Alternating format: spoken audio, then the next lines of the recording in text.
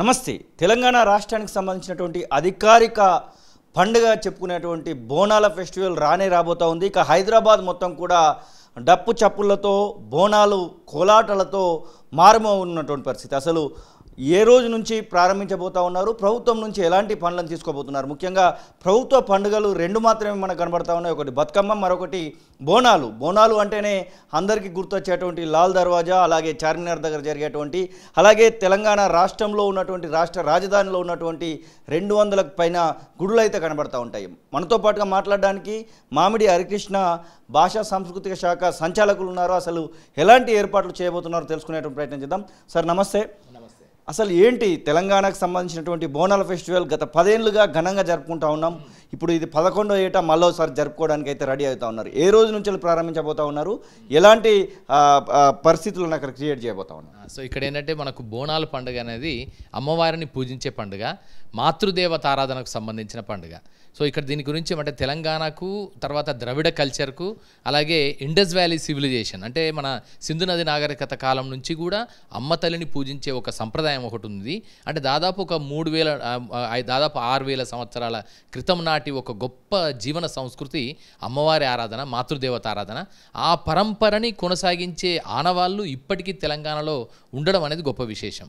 తెలంగాణ అనేది అందుకే గొప్ప సాంస్కృతిక వైవిధ్యతకు కొలువు నెలువుగా ఉంటున్న సందర్భంలో తెలంగాణ రాష్ట్రం అవతరించిన తర్వాత భాషా సాంస్కృతిక శాఖ పక్షాన, దేవాదాయ ధర్మాదాయ శాఖ పక్షాన ఈ బోనాల ఉత్సవాలని అత్యంత వైభవంగా ప్రభుత్వ శాఖలన్నింటి సమన్వయంతో అత్యంత వైభవంగా నిర్వహిస్తూ వస్తున్నారు.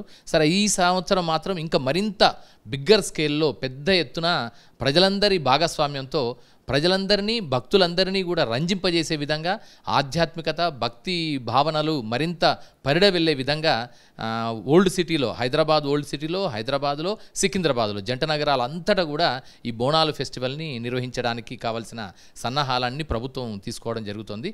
సో దీంట్లో ఏంటంటే ఈ జూలై 7వ తారీఖు నుంచి ప్రారంభమవుతాయి.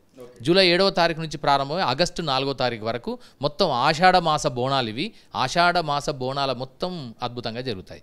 సో దీంట్లో ఈ బోనాల ప్రారంభం ఎక్కడ జరుగుతుందంటే జూలై 7వ తారీఖు రోజు గోల్కొండ కోట మీద జగదాంబిక టెంపుల్ ఉంది, అక్కడి నుంచి ప్రారంభం అవుతాయి. తర్వాత ఇక వేరు వేదికల మీద సాధారణంగా సంస్కృతికి సంబంధించినటువంటి అద్దం పట్టేలా మామిడి హరికృష్ణ కార్యక్రమాలు అయితే కనబడతా ఉంటాయి. ఈ బోనాల దానిలో ఏమైనా స్పెషల్ ఎఫెక్ట్స్ కనబడతా ఉన్నాయా? ముఖ్యంగా ప్రారంభం నుంచి ఆగస్టు 4th వరకు కూడా చాలా కార్యక్రమాలు రూపొందించడానికి మేము ప్రిపరేషన్ యాక్షన్ ప్లాన్ తయారు చేస్తున్నాం. సో దీనిలో ఏంటంటే ప్రధానంగా మనకు కనిపించేది అమ్మ తల్లి ఆరాధన. ఇది కూడా ఏంటంటే ఖచ్చితంగా కొత్తగా, అంటే వర్షాలు వస్తున్న టైం, దీనికి ఒక పర్యావరణ ప్రయోజనాలు ఉన్నాయి, అలాగే మానవాళి ప్రయోజనాలు ఉన్నాయి. దీని వెనుక ఒక అత్యంత అద్భుతమైనటువంటి లోక కళ్యాణం ఉంది. సో జనరల్గా భక్తి కార్యక్రమాలు అన్నింటి వెనుక ఉండే ప్రధాన ఉద్దేశం ఏంటంటే నన్ను, మా కుటుంబాన్ని, మా లోకాన్ని, మా చుట్టూ ఉండే ప్రజలందరినీ కూడా చల్లగా చూడు తల్లి అనేది మన సాధారణంగా భక్తిలో ప్రధాన అంశం. సో ఈసారి కూడా దీంట్లో కూడా అదే ఉంది. అయితే ఏంటంటే ఇక్కడ జనరల్గా అంతకుముందు, అంటే బోనాల పండుగ రావడానికి ముందు ఉజ్జయిని మహంకాళి టెంపుల్లో ఏర్పాటు కానీ, జగదాంబిక టెంపుల్ అంటే గోల్కొండ కుతుబ్ షాహీల టైంలోనే ప్రారంభమైంది. అంటే ఒక అద్భుతమైన ఏంటంటే తెలంగాణ ప్రాంతంలో, పర్టికులర్ హైదరాబాద్ ప్రాంతంలో కనిపించే ఒక గంగా జమున తహజీబ్ అనేది దానికి బోనాల పండుగ కూడా ఒక అద్భుతమైన ఉదాహరణ. ఎందుకంటే కుతుబ్ షాహీలు, అబుల్ హసన్ తానిషా కాలంలో ఈ ప్రారంభమైనట్టుగా మనకు చారిత్రక ఆధారాలు ఉన్నాయి. అంటే దాదాపు ఒక 16-17 శతాబ్దం నుంచి, అంటే ఒక 300-400 సంవత్సరాల క్రితం నుంచి ఈ సంప్రదాయం మనకు అంతర్భాగంగా కొనసాగుతూ వస్తుంది. సో దీంట్లో ఏం చేస్తామంటే సరే, పసుపు, కుంకుమలు, తర్వాత పోతురాజులు, సప్తమాతృకలు అంటే 7 అక్క చెల్లెలు ఉంటారు అనేది మనకు భారతీయ సంప్రదాయంలో కనిపించే ఒక విషయం. వారికి ఒక్కగానొక్క తమ్ముడు పోతురాజు. ఈ పోతురాజు సంరక్షకుడు. సో ఈ 7 అక్క చెల్లెలు ఏంటంటే వీళ్ళంతా గ్రామదేవతలు.